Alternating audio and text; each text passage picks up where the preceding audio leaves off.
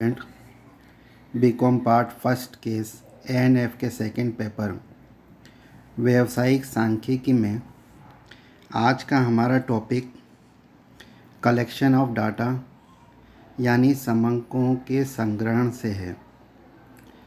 समंकों का संग्रहण यानी एकत्रीकरण करना सांख्यिकी का सर्वप्रथम कार्य है। इसके अर्थ को भी जानना आवश्यक है। समंकों के संकलन से आशय अनुसंधान के अंतर्गत आने वाली अध्ययन के विषय से संबद्ध इकाइयों द्वारा उद्देश्यपूर्ण सूचनाओं का एकत्रीकरण है। जैसा कि हम जानते हैं कि समंकों के संग्रहण से आशय अनुसंधान हेतु समंकों के संकलन से है। समंकों का संकलन करना अनुसंधान की वास्तविक प्रक्रिया का प्रथम चरण है। किसी भी समस्या के विश्लेषण करने के पश्चात प्राप्त परिणाम सत्य एवं दोषपूर्ण हों के लिए ये आवश्यक है कि आंकड़ों के संग्रहण में उचित सावधानी एवं सतर्कता बरतना आवश्यक है। यदि संग्रहित सामग्री में कुछ भूलें हुई हों तो निष्कर्ष या परिणामों में विभ्रम, भूलें और गलतियां होना निश्चित है। समंकों के संकलन का कार्य सांख्यिकी या जांचकर्ता का होता है। समंक संकलन का कार्य भवन निर्माता के लिए ईंटें, चूना, पत्थर एकत्रित करने के समान है।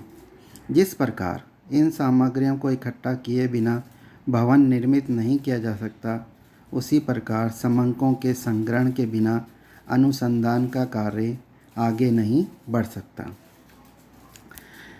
सांख्यिकी में समंकों के संकलन की जो विधियां हैं उसमें ये बताया गया कि इस प्रकार से जो हम समंक इकट्ठा करते हैं किसी भी समस्या से संबंधित, वो दो प्रकार के होते हैं।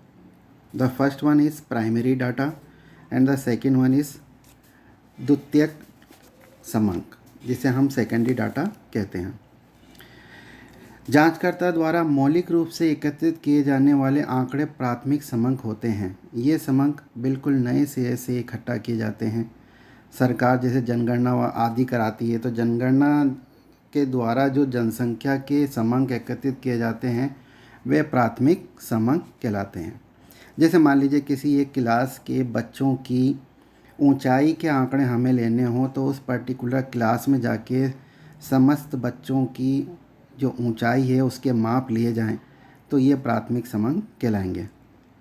द्वितीयक, जिसे हम सेकेंडरी डाटा कहते हैं, यानी यदि अनुसंधान हेतु जांचकर्ता द्वारा पहले से ही एकत्रित आंकड़ों का दोबारा प्रयोग किया जाए तो ऐसे समंक प्रकाशित एवं अप्रकाशित हो सकते हैं।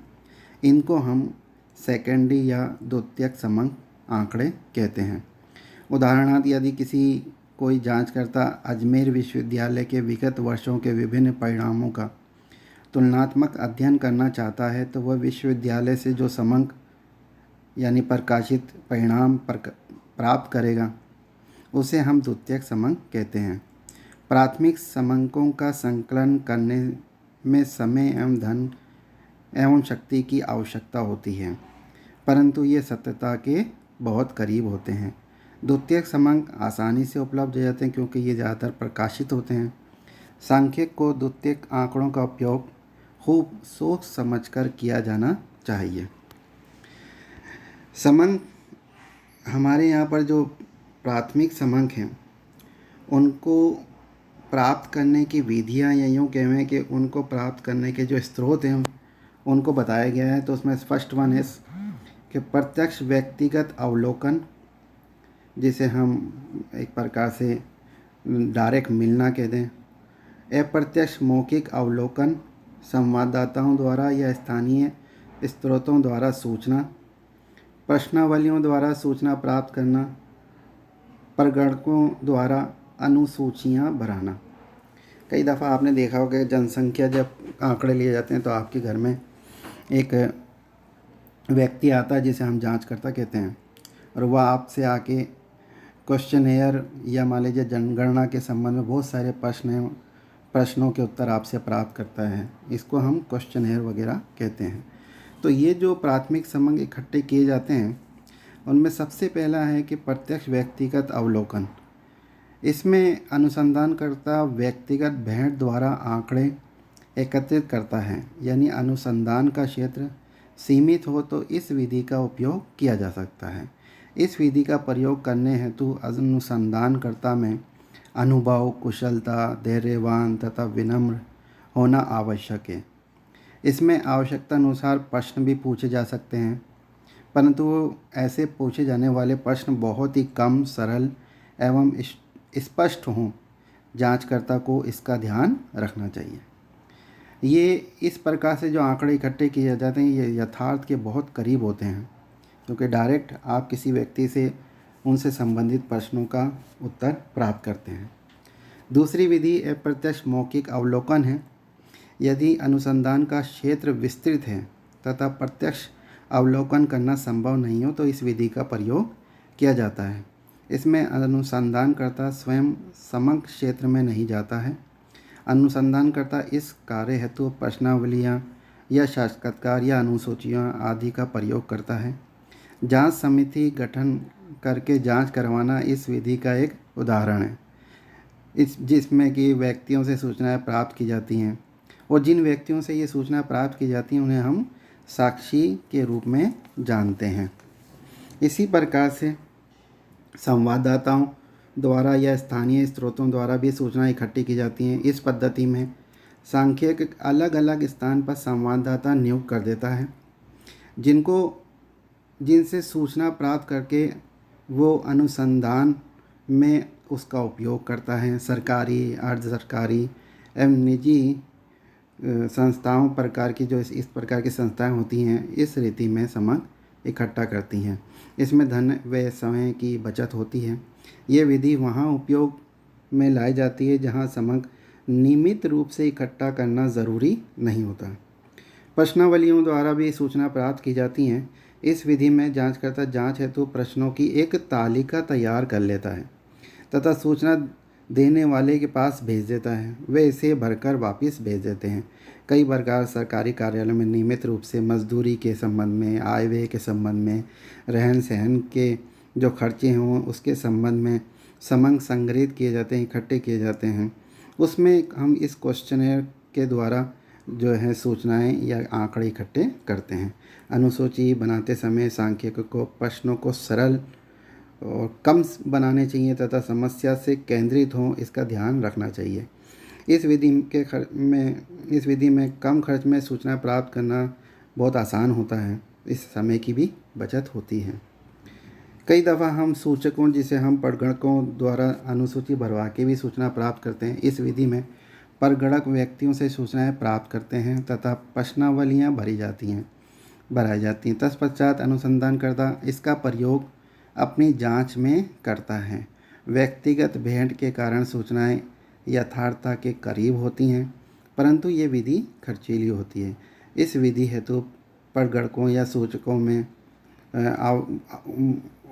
सारी एक अनुभव होना आवश्यक होता है। इस हेतु चाहें तो सूचकों को प्रशिक्षण भी दिया जाना चाहिए। प्रथम या प्राथमिक समंकों के स्रोत की तरह ही द्वितीयक समंकों के भी स्रोत हैं, जिनको दो भागों में बांटा गया है। एक प्रकाशित स्रोत और दूसरा अप्रकाशित स्रोत। ऐसे जो कि डाटा पब्लिश्ड हैं उनमें सरकारी प्रकाशन है, अंतर्राष्ट्रीय प्रकाशन है, अर्ध सरकारी प्रकाशन है, गैर सरकारी संस्थाओं के प्रकाशन हैं, व्यक्तिगत अनुसंधानकर्ताओं के प्रकाशन हैं, पत्र पत्रिकाएं आदि हैं। केंद्र सरकार व राज्य सरकार के विभिन्न विभाग, सांख्यिकी व सरकारी निदेशालयों द्वारा भी नियमित रूप से आंकड़ों या समंकों को एकत्रित किए जाते हैं। ऐसे सभी सरकारी प्रकाशन कहलाते हैं। क्योंकि वो प्रकाशित किए जाते हैं इसलिए उनको हम सरकारी प्रकाशन कहते हैं। इसी प्रकार से अंतर्राष्ट्रीय जो संस्था हैं उनके द्वारा, जैसे कि यूएनओ है, आईएमएफ द्वारा वार्षिक प्रतिवेदन जो है प्रकाशित किए जाते हैं। ये अंतर्राष्ट्रीय प्रकाशन की कैटेगरी में आते हैं। इसी प्रकार अर्ध सरकारी प्रकाशन में नगर पालिका है, पंचायतें, ये जन्म एवं मृत्यु से संबंधित सूचनाएं इकट्ठी करते हैं, स्वास्थ्य से संबंधित सूचनाएं इकट्ठी करते हैं। तो इनके जो प्रकाशन हैं उनको हम इस कैटेगरी में रखते हैं। इसी प्रकार से जो गैर सरकारी संस्थाएं हैं जैसे फिक्की है, व्यावसायिक कई सारी और संस्थाएं होती हैं, उनके समक्ष प्रकाशित किए जाते हैं जो इस श्रेणी में रखे जाते हैं। विभिन्न विषयों पर शोधकर्ता द्वारा शोध कार्य किया जाता है और जिन्हें कि विभिन्न विश्वविद्यालयों में प्रकाशित किया जाता है। तो हम देखते हैं ना, कई बच्चे पीएचडी वगैरह करते हैं तो उनके जो शोध हैं वो विश्वविद्यालयों में प्रकाशित किए जाते हैं। ये व्यक्तिगत अनुसंधानकर्ताओं के प्रकाशन की श्रेणी में आते हैं।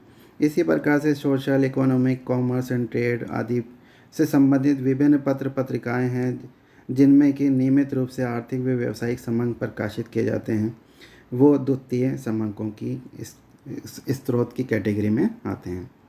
जिस प्रकार से प्रकाशित स्रोत द्वितीय समंक में, उसी प्रकार से ये प्रकाशित स्रोत भी होते हैं। विभिन्न विषयों पर व्यक्तिगत शोधकर्ता एवं अनेक संस्थाएं शोध कार्य वगैरह कराती हैं, समंकों का संग्रह वगैरह कराती हैं जो कि प्रकाशित नहीं होते हैं। कुछ तो प्रकाशित होते हैं, कुछ प्रकाशित नहीं होते हैं। इस प्रकार के स्रोत द्वितीयक समंक होते हैं। सरकार भी ऐसी जांच या अनुसंधान करवाती है जिनको गुप्त रखा जाता है, प्रकाशित नहीं किया जाता। अनुसंधान करता है, यदि उनको इस प्रकार से ऐसी रिपोर्टें मिल जाएं तो उनको अपने अनुसंधान में प्रयोग कर सकता है। धन्यवाद।